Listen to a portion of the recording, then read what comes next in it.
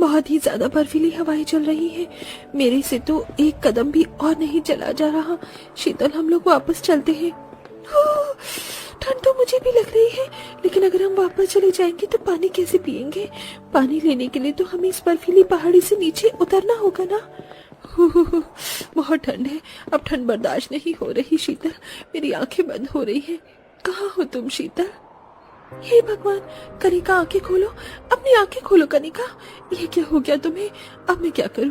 कितनी बर्फीली हवाएं चल रही हैं। कोई तो मेरी मदद करो। हे भगवान, हम लोग यहाँ पर क्यों आए? कनिका उठो, कनिका आंखें खोलो अपनी। शीतल कनिका को पकड़कर रोने लगती है। शीतल को काफी हिलाने पर भी कनिका नहीं उठती। आखिरकार ऐसी क्या मजबूरी थी इन लोगों की जो ये इस बड़ी सी ऊंचाई वाले बर्फीले पहाड़ पर आए थे और आकर इस तरह पछता रहे थे। आइए इसकी कहानी को जानने के लिए हम थोड़ा पीछे चलते हैं। मैं तो इस गर्मी से परेशान हो चुकी हूँ। नवंबर का महीना शुरू हो गया है, लेकिन जरा भी ठंड नहीं आई। इस बार सुनने में आया था कि हमारे गांव में तगड़ी ठंड पड़ने वाली है और साथ ही साथ बर्फ भी गिरेगी। मैं तो सोच कर बैठी थी कि इस बार हम सब बर्फ में खूब खेलेंगे, लेकिन देखो बर्फ तो कहाँ, यहाँ तो गर्मी रुकने का ही नाम नहीं ले रही है। काश हमारे पास इतने पैसे होते कि हम लोग साल में एक बार तो बर्फीली जगह पर जा पाते। न जाने हमारी किस्मत में बर्फीली जगह पर जाना लिखा है या नहीं। कनिका, शीतल, पूजा, पूनम, नीलम, आशा, शोभा, सुनीता, शिल्पा और आरती 10 की 10 बहुएं एक साथ एक छोटे से घर में रहती थी। इन सबके पति गांव में ही बनी एक फैक्ट्री में मजदूरी का काम किया करते थे। थोड़े बहुत पैसों में ही पूरा परिवार अपना गुजारा चला रहा था, लेकिन गर्मी की वजह से इन सब का हाल बेहाल था। सभी लोगों का बर्फीली जगह पर जाने का काफी समय से सपना था, लेकिन गरीबी के चलते उनका यह सपना बस सपना ही बनकर रह गया था। ऐसे ही समय गुजरता है और एक दिन, अरे कहाँ हो सब, जल्दी आओ, लो मिठाई और जल्दी से अपना मुंह मीठा करो। ये मिठाई किस खुशी में? फैक्ट्री में बोनस मिला है क्या? अरे बोनस से बढ़कर एक चीज मिली है। तुम सबका सपना था ना कि हम लोग किसी बर्फीली जगह पर जाएं। हमारे फैक्ट्री मालिक ने गुलमर्ग में एक नई फैक्ट्री शुरू करी है और हम सभी मजदूरों को वहाँ भेज दिया है। सुना है वहाँ पर बहुत बर्फबारी होती है, बड़ा ही सुंदर नजारा होता है वहाँ। अब हम सब वहीं पर रहेंगे। आप सच कह रहे हैं? इसका मतलब हम लोग बर्फीली जगह पर जाएंगे और वहाँ पर रहेंगे। हम तो बस ऐसी जगह पर घूमना चाहते थे, लेकिन भगवान ने तो हमें हमारी मांगने से ज्यादा ही दे दिया। अब जल्दी से सामान पैक करते हैं, मैं तो अपने आप को रोक नहीं पा रही हूँ। सभी बहुएं सारा जरूरी सामान पैक करती हैं और अगले दिन पूरा परिवार बस से गुलमर्ग पहुंच जाता है। चारों तरफ ऊंची ऊंची बर्फ से ढकी हुई चोटियां, ठंडी ठंडी बर्फीली हवाएं, इतना सुंदर नजारा देखकर सभी बहुएं काफी ज्यादा खुश थीं। वहीं अब उन सबके पति रहने के लिए आसपास की जगह पर किराए के मकान ढूंढते हैं, लेकिन बर्फीली जगह पर होने की वजह से सारे मकान के किराए काफी ज्यादा बढ़े हुए थे। अरे मैं तो परेशान हो चुका हूँ। कोई 10,000 किराया बता रहा है तो कोई 20,000। अरे ये बर्फीली जगह है, यहाँ तो हम लोग कहीं तंबू या तिरपाल लगाकर भी नहीं रह सकते। हम सबको बहुत ठंड लग रही है, हमें कहीं तो ले चलिए, वरना इस बर्फीली जगह में हम लोग बर्फ की तरह जम जाएंगे। शाम होने को आई थी, इसलिए अब वो एक ढाबे पर चले जाते हैं और सारी रात उसी ढाबे पर जैसे तैसे करके गुजार लेते हैं। अगले दिन फिर से वो सभी सस्ता किराए का मकान ढूंढते हैं, लेकिन कहीं पर भी उन सबको मकान नहीं मिलता। क्या करें, कुछ समझ नहीं आ रहा। हम सब लोग तो काम करके फैक्ट्री में सो जाएंगे, लेकिन इन सब का क्या होगा, कहाँ रखेंगे हम इन्हें। किराए पर सस्ता घर न मिल पाने की वजह से सभी लोग काफी ज्यादा परेशान होते हैं। वहीं बर्फीली पहाड़ पर सबकी हालत ठंड से खराब हो रही थी। तभी सभी बहू में से एक बहू कनिका ये नोटिस करती है कि उस बर्फीली जगह पर जितने भी घर बने हुए हैं वो सभी लकड़ी के घर हैं, जिसे देख कनिका को एक आइडिया आता है। हम लोगों को किराए पर मकान नहीं मिल रहा है, तो हम लोग अपने लिए मकान बना भी तो सकते हैं ना? क्या कहा तुमने? मकान बना सकते हैं? अरे किराए पर तो मकान खरीदने की हैसियत नहीं है हमारी, मकान बनाने की बात कर रही हो। पहले आप मेरी बात तो सुनिए। हम लोग ईंट पत्थर सीमेंट का नहीं बल्कि लकड़ी का घर बनाएंगे। या आसपास सभी की लकड़ी के बने हुए घर हैं और लकड़ी तो हमें जंगलों से आसानी से मिल जाएगी। ऐसी जगह पर लकड़ी के घर ही ठीक रहते हैं। कनिका बिल्कुल ठीक कह रही है, हमें अब खुद ही अपना घर बनाना होगा, वरना हम सब तो इस बर्फ में जमकर मर जाएंगे। सभी लोग कनिका की बात से सहमत हैं, इसलिए उन सबके पति जंगल से बड़ी बड़ी लकड़ियां काट कर लाते हैं। वहीं उन सब की पत्नियां लकड़ी से एक घर बनाने लगती हैं। कुछ घंटे में उन सभी का लकड़ी का घर बनकर तैयार हो जाता है और अब वो सब उस लकड़ी के घर के अंदर जाते हैं और उस घर में रहने लगते हैं। लेकिन सभी बहुओं ने जो बर्फ में रहने के सुहाने सपने देखे थे, अब वो सभी धीरे धीरे मिट्टी में मिलने वाले थे। बर्फीली पहाड़ी जगह पर इन सभी का रहना काफी ज्यादा मुश्किल भरा होने वाला था। कितनी ठंड है। राशन और सब्जी लेने के लिए भी बर्फ की इतनी ऊंची चोटी से उतर कर जाना होगा। सुनीता जैसे ही सब्जी लेने के लिए बाहर बर्फ में निकलती है तो अचानक उसका पैर फिसलता है और बर्फ में गिर जाती है। मेरी कमर, मैं तो मर गई। इस बर्फीली पहाड़ी पर तो अब बाहर निकलना भी मुश्किल हो गया है। सुनीता अपनी कमर पकड़कर लंगड़ाते हुए अपने घर के अंदर जाती है। बर्फीली जगह पर रहने की वजह से ना ही तो इन लोगों को ठीक से खाना मिल पा रहा था और ना ही पीने के लिए पानी लेने के लिए शीतल और कनिका जैसे ही बर्फीली पहाड़ से नीचे उतर रहे होते हैं कि तभी अचानक कनिका की तबीयत खराब होती है और वो बेहोश होने लगती है। शीतल बड़ी मुश्किल से कनिका को संभालती है और उसे घर लेकर आती है। हम तो यहाँ आकर पछता रहे हैं, बहुत तकलीफ हो रही है हम सबको यहाँ, लेकिन हम लोग चाहकर भी यहाँ से नहीं निकल सकते। सही कह रही हो पूजा, हमारे पास इस बर्फीली पहाड़ी में रहने के अलावा कोई और चारा नहीं है। अब यही हमारा ससुराल है, हमें खुद ही कोशिश करनी होगी और यहाँ पर रहने की आदत डालनी होगी। सभी बहुएं हिम्मत हारने की बजाय एक दूसरे का हौसला बढ़ाती हैं। अरे शिल्पा, तुम ये लकड़ी के टुकड़ों को चाकू से खरोच क्यों रही हो? मैं इन लकड़ी के टुकड़ों को खरोच कर इन्हें हमारे जूते और चप्पलों के नीचे लगा दूंगी, जिससे जब हम बर्फ पर चलेंगे तो हम में से कोई भी नहीं फिसलेगा। शिल्पा उन लकड़ी के टुकड़ों को जूते के नीचे लगा देती है, जिसके बाद अब वो सब जैसे ही बर्फ पर चलते हैं तो किसी का भी पैर नहीं फिसलता। मैंने घर के बाहर की सारी बर्फ को इकट्ठा करके इन्हें चूल्हे पर पिघला दिया है और अब हमें पानी के लिए बार बार बर्फीली पहाड़ी के नीचे नहीं उतरना होगा। ये पानी पीने में भी काफी ताजा लग रहा है। चलो, कुछ तो परेशानी खत्म हुई हमारी। ऐसे ही समय गुजरता है और आज उन सबके पति खाने के लिए सेब लेकर आते हैं, जो काफी ज्यादा मीठे होते हैं। सेब काफी ज्यादा मीठे थे ना? बर्फीली जगह पर सेब की बड़ी ही डिमांड होती है। चलो, अब इस कूड़े को मैं बाहर फेंक आता हूँ। अरे अरे रुको, आप लोगों ने तो कहा था कि बर्फीली जगह पर सेबों की बड़ी डिमांड होती है, तो क्यों ना अब हम सब खेती करें, इससे हम काफी पैसे कमा सकते हैं। कुछ दिनों में सेब की खेती से उन सभी को काफी लाल लाल और मीठे मीठे सेब मिलते हैं, जिसे बेचकर अब सभी बहुएं काफी अच्छे पैसे कमा रही थी। ऐसे ही समय गुजरता है और एक दिन, अरे आप इन भीड़ की बच्ची को लेकर क्यों आए हैं? भला इनकी क्या जरूरत हमें? इनकी उनसे तुम लोग पहनने के लिए गर्म स्वेटर बना सकती हो। हमारे पास तो स्वेटर हैं, लेकिन तुम सब तो सब ठंड में ठिठुरती रहती हो। क्या बात है, आपके दिमाग में भी जुगाड़ आ गया? सभी बहू मिलकर उन दोनों भेड़ को पालती हैं और उन सबके पहनने के लिए सबके लिए गर्म स्वेटर और जैकेट बनाती हैं। इसी तरह के छोटे छोटे जुगाड़ और मेहनत से अब सभी बहुएं अपने पतियों के साथ उसी बर्फीली पहाड़ी जगह पर रहने लगी थी। बता, इतने बर्फीले पहाड़ी इलाके में ये लोग कितने एंजॉय कर रहे हैं। हर साल शहर से इसी तरह लोग आते हैं, और नहीं तो क्या। वैसे इनकी मस्ती में पहाड़ी इलाकों के लोगों की बड़ी कमाई होती है। एक 14 रुपए की मैगी भी ये लोग इन्हें 100 रुपए में देते हैं और ये आराम से खा भी लेते हैं। पूजा, तुम तो बेस्ट हो। अरे घर के काम के बाद हम लोगों के पास इतना वक्त बचता है तो हम लोग भी तो मैगी मोमोज जैसी चीजें बनाकर बेच सकते हैं। पहाड़ी इलाका है और सभी को ऐसी चीजें बड़ी पसंद आती हैं। अरे हाँ, और इससे तो हम काफी पैसे भी कमा सकते हैं। जितने का सामान नहीं लेंगे उससे ज्यादा तो हम लोग पैसे ही कमा लेंगे। सभी बहुएं मिलकर अपने घर के बाहर एक टेबल लगाती हैं और उस पर मैगी मोमोज जैसी चीज बनाती हैं, और जो भी अब उस ऊंची बर्फीली पहाड़ी पर घूमने के लिए आता है तो वो उनसे जरूर मैगी मोमोज लेकर खाता है। ले लीजिए आपकी 2 प्लेट मैगी और 3 प्लेट पनीर मोमोज। जितना सोचा था उससे ज्यादा हम लोग पैसे कमा लेते हैं। मुझे तो लगा था कि बर्फीली पहाड़ी पर हम लोग ज्यादा दिन तक रह नहीं पाएंगे, लेकिन अब तो यहाँ से जाने का मन ही नहीं कर रहा है। पहले जो हमारे लिए परेशानी थी और वही हमारे लिए अब कमाई का जरिया बन गई है। समय गुजरता है और अब सभी बहू मिलकर काफी सारे पैसे जमा कर लेती हैं और अब उस छोटे से लकड़ी के घर को तोड़कर एक बड़ा सा घर बनाती हैं, जिसके अंदर 3 से 4 हीटर भी लगे हुए थे। और अब चाहे बाहर बर्फीली हवाएं चले या बर्फीली बारिश हो, इनका घर बिल्कुल गर्म रहता था। और इस तरह से 10 की 10 बहुएं अपनी बर्फीली पहाड़ी ससुराल में हंसी खुशी रहती हैं।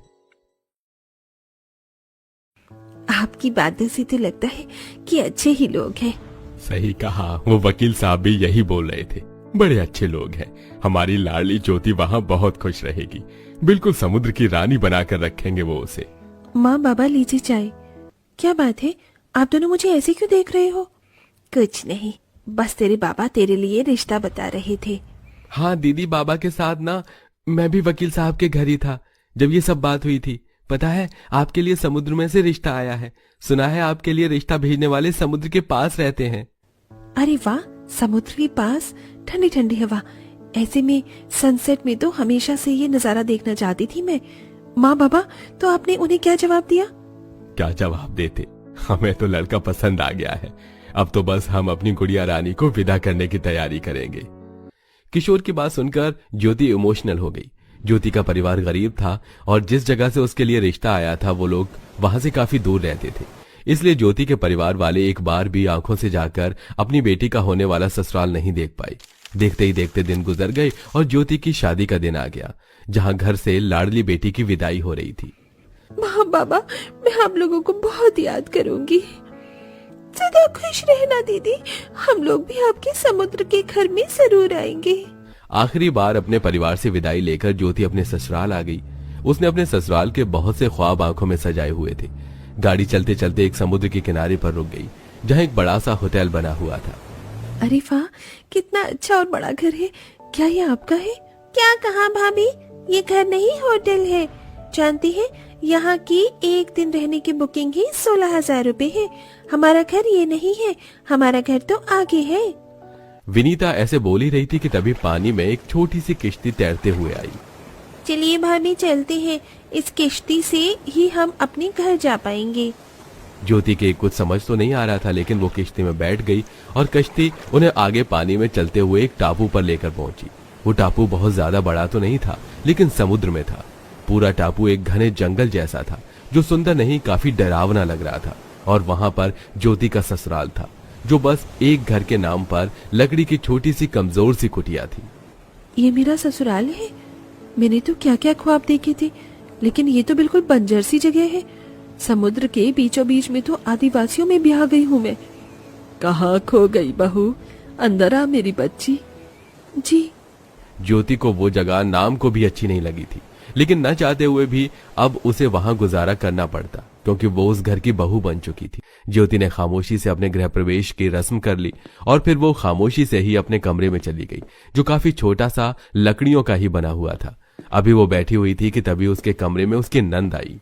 ये लो भाभी, कुछ खा पी लो, आप तो भूखी होंगी ना, माँ ने भिजवाया है। क्या बात है भाभी, आप कुछ उदास लग रही हो? कुछ नहीं, बस घर की याद आ रही थी। घर की याद? भाभी, ये भी आपका घर ही है।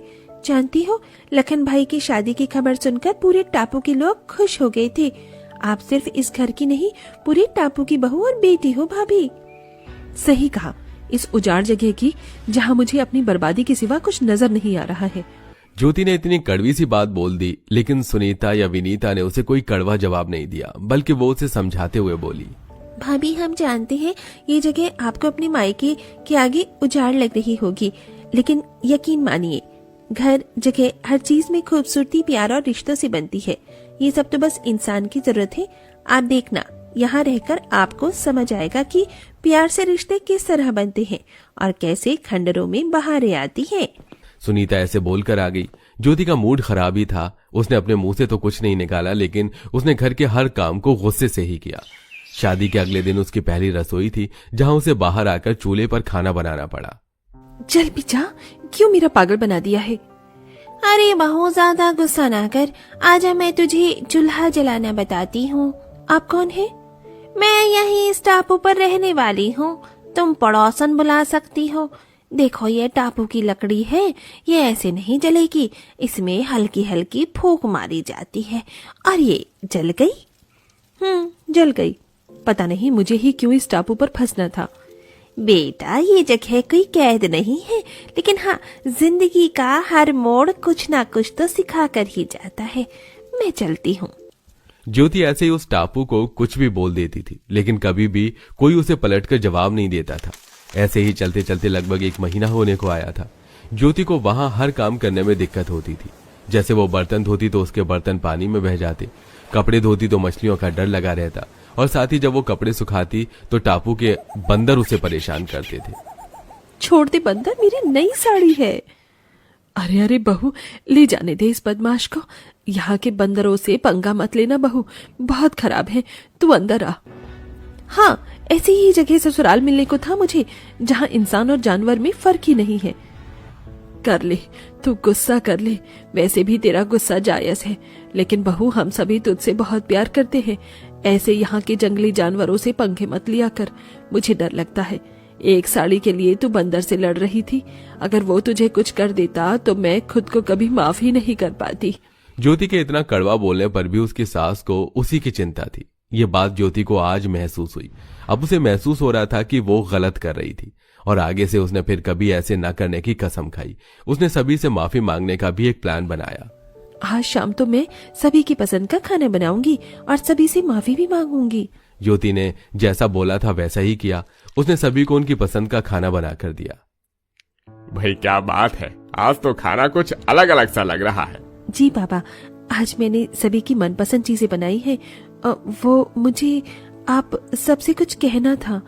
माँ, बाबा और बाकी सब, माना कि मैंने पहले रूखा बर्ताव किया, लेकिन अब मैं समझ गई हूँ जगह वो अच्छी नहीं होती जहाँ घर अच्छा हो। जगह वो अच्छी होती है जहाँ लोग अच्छे हों, जहाँ दिल लग जाए। उस जगह का नाम घर है, फिर चाहे वो आसमान की चादर और जमीन का बिस्तर ही क्यों ना हो। क्या बात है बहू रानी, लगता है दिल लगना शुरू हो गया है। चलो अच्छी बात है। मैं जानती थी कि मेरी बहू एक दिन हमारे प्यार को भी समझ ही जाएगी। बहू अब तू ज्यादा मत सोच, आजा सभी के साथ बैठकर खाना खा ले। शांति ने ज्योति को अपने पास बिठाया और उसे खाना खिलाया। आज के दिन सभी बहुत ज्यादा खुश थे। ज्योति खाना खाकर अपने घर वालों से बोली, माँ, बाबा, मैंने इस जगह को तो अपना लिया है, लेकिन मैं इस घर में अपने हिसाब से थोड़े बदलाव करना चाहती हूँ। बहुत वक्त हो गया इस खंडर सी कुटिया में रहते हुए। अगर आपकी इजाजत हो तो इस टाबू को ही घास और लकड़ी की मदद से क्या हम इसी घर को सजाएं? सुनने में तो अच्छा लग रहा है, लेकिन हम इस घर को सजाएंगे किस तरह? वो तुम मुझ पर छोड़ दो। लखन जी और राहुल जी, आप दोनों को यहाँ से लकड़ी लेकर थोड़ा सा फर्नीचर बनाना होगा। ज्योति ने सभी को उनका काम समझा दिया। सभी उसकी बात सुनकर उत्सुक हो उठे और अगले ही दिन से उन्होंने काम शुरू कर दिया। ज्योति ने सभी को गाइड किया और उन्होंने लकड़ी से अपनी कुटिया को और मजबूत किया, जिस पर ज्योति ने घास लगाई। लखन और राहुल ने भी लकड़ी से फर्नीचर बनाया, जिसको ज्योति ने घास से ही सजाया, और लगभग 4 दिनों के अंदर उनका घास का घर, घास का फर्नीचर और छोटा सा घर के बाहर घास का यॉट तैयार हो गया, जो बहुत ज्यादा सुंदर लग रहा था। अरे वाह, अति उत्तम। बहू दोनों तो इस बंजर टापू को जिंदगी देती है। शुक्रिया। अगर तू बुरा न माने तो क्या हम भी अपने घरों को ऐसे ही सजा लें? अरे ये भी कोई पूछने की बात है? आप भी अपने घरों को सजाइए, फिर सिर्फ हमारा ही नहीं, ये टापू भी रंगीन हो जाएगा। शांति की बात सुनकर वो औरत भी खुश हो गई और टापू पर जितने भी घर थे उन सभी को उनमें रहने वालों ने ऐसे ही घास से सजा दिया। वो टापू देखने से इतने ज्यादा सुंदर लग रहा था जैसे कि वो किसी परी की दुनिया हो, और टापू में बदलाव आते ही वो मशहूर भी हो गया। अब लोग जहाजों से उसे देखने के लिए आते थे, और साथ ही उससे भी ये फायदा हुआ कि जो भी लोग टापू पर रहते थे उन्हें रोजगार मिल गया। और एक रोज ज्योति के घर वाले उससे मिलने आए। आइए आइए समधन जी। हाय हाय, नजर न लगे मेरी बच्ची के घर को। ये तो उससे भी अच्छी जगह है जो हमने सोची थी। ज्योति बेटा, तेरा ससुराल तो समुद्र में घास का ससुराल है। शुक्रिया माँ। सारी रौनक आपकी फुलवारी से ही हुई है समधन जी।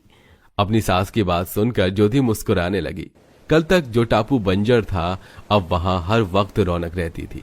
वहां के लोग अच्छे खाते पीते और पहनते थे, और सब कुछ अब ठीक हो चुका था।